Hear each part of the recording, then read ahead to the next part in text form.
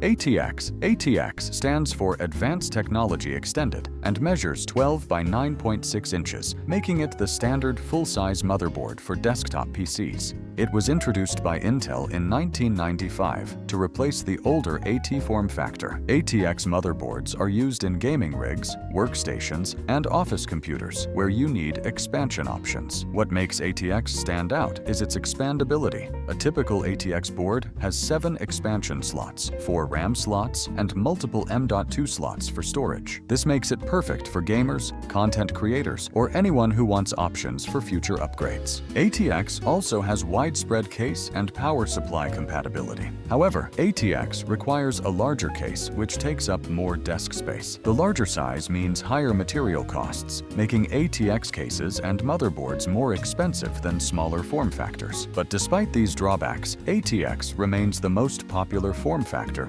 due to its balance between features and practicality. Micro-ATX. Micro-ATX, or MATX, measures 9.6 by 9.6 inches, making it a perfect square that's smaller than standard ATX. It was introduced in 1997 as a compact alternative while maintaining compatibility with most ATX cases. Micro-ATX boards are popular in budget builds, office computers, and home theater PCs. What makes Micro-ATX practical is its cost-effectiveness. A typical MATX board has 4 expansion slots, which is plenty for most users who only need a single graphics card. It keeps the 4 RAM slots and multiple M.2 slots, so you're not sacrificing core functionality. Micro-ATX is more popular than ATX in pre-built computers because manufacturers can save money on case size. However, Micro-ATX has limited expansion slots, so you can't run multiple graphics cards or add numerous PCIe devices. Some MATX boards cut corners on power delivery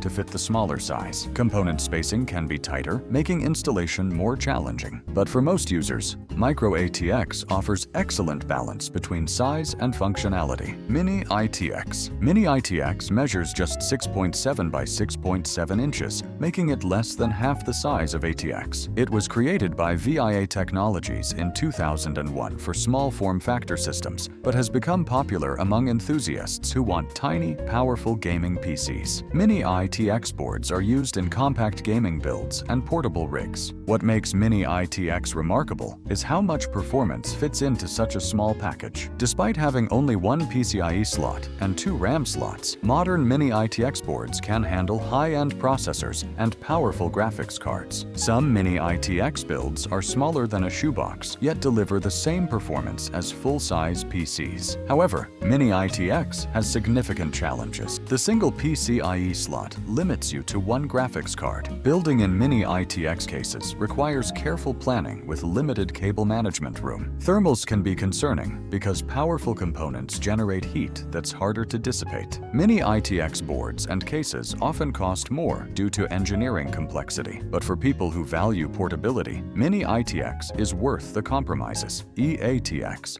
Extended ATX, or E-ATX, measures 12 by 13 inches, making it wider than standard ATX. It's not an official standard, so dimensions vary between manufacturers, but it's used for high-end workstations and extreme gaming builds. E-ATX boards are found in servers and enthusiast systems where maximum expansion is priority. What makes E-ATX powerful is its extreme expandability. E-ATX boards often have 8 or more expansion slots, 8 RAM slots, and multiple M.2 slots. They feature advanced power delivery systems for overclocking and include dual network ports, RGB headers, and debug displays. This makes them perfect for multiple graphics cards or professional workloads demanding maximum memory. However, E-ATX has serious limitations. You need a large E-ATX compatible case, which limits options and increases costs. E-ATX boards cost considerably more than ATX boards due to more PCB space and features. The larger size means more power consumption and heat generation. Most people don't need E-ATX unless building an extreme workstation.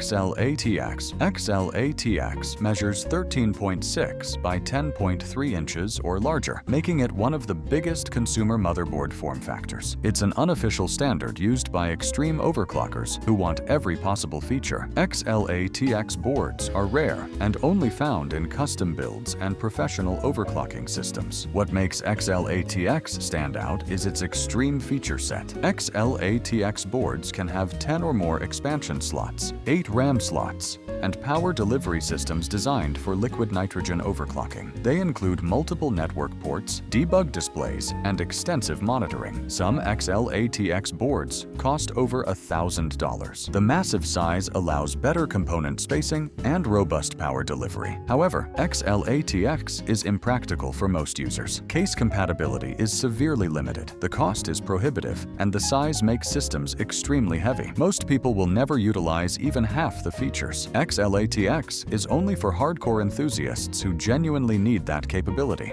Nano-ITX. Nano-ITX measures just 4.7 by 4.7 inches, roughly half the size of Mini-ITX. It was introduced by VIA Technologies in 2003 for embedded systems and ultra-compact devices. Nano-ITX boards are rarely seen in consumer PCs, but are common in industrial computers, digital kiosks, and automotive systems. What makes Nano-ITX unique is its focus on power efficiency. Nano-ITX boards have low-power processors soldered directly onto the board with minimal expansion options. Many Nano-ITX boards are completely fanless, relying on passive cooling because they generate so little heat. This makes them perfect for environments where silent operation is essential. However, Nano-ITX has severe limitations. There's essentially zero expandability since components are soldered on, and performance is limited. These boards are designed for digital signage or industrial control systems where priorities are size and efficiency rather than performance. For consumer PC builds, Nano-ITX is impractical.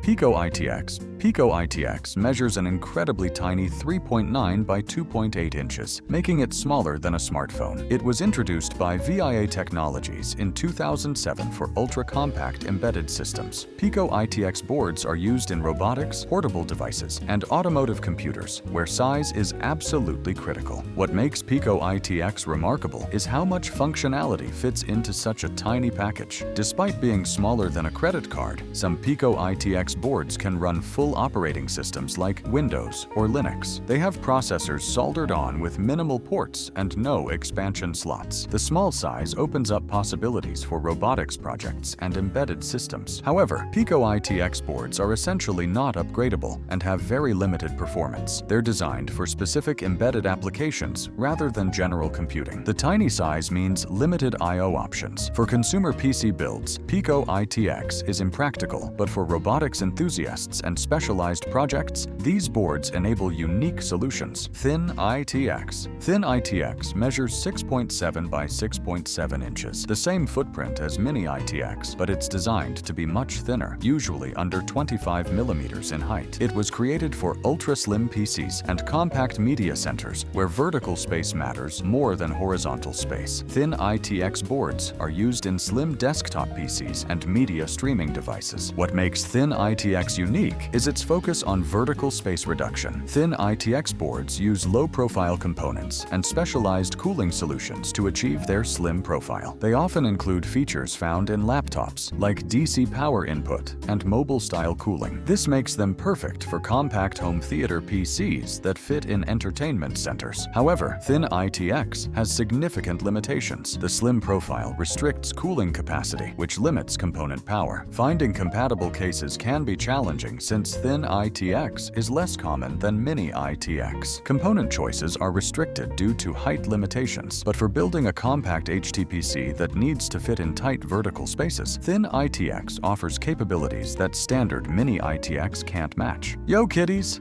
Watch this video next. You'll love it.